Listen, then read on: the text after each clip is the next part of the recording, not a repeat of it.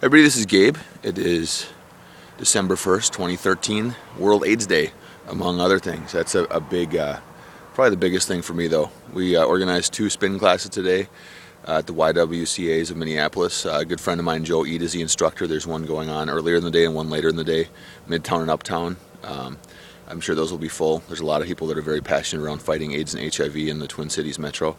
I am up in Grand Marais, Minnesota right now, having a good time with my family, doing a little bit of celebrating the holidays. But I definitely, the idea of AIDS still being as big as it is in the world weighs heavily on my heart. Last night I saw that the Product Red campaign came out with another Dance Red CD. 100% of the proceeds go to the Fight Red Global Fund. That's pretty cool. There's some good songs, so check that out on iTunes. It's like $10, but the whole $10 gets donated.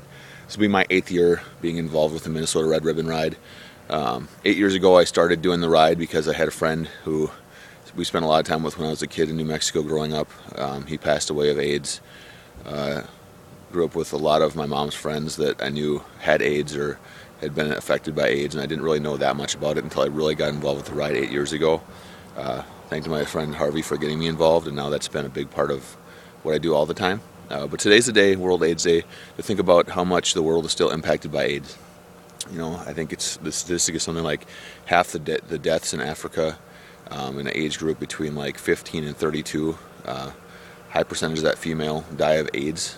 Starvation's a big one in there too, but AIDS just racks havoc on a lot of the world populations.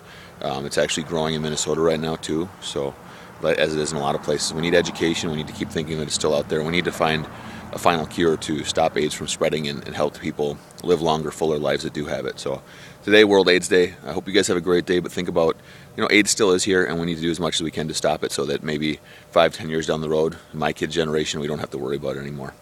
Happy World AIDS Day, everybody.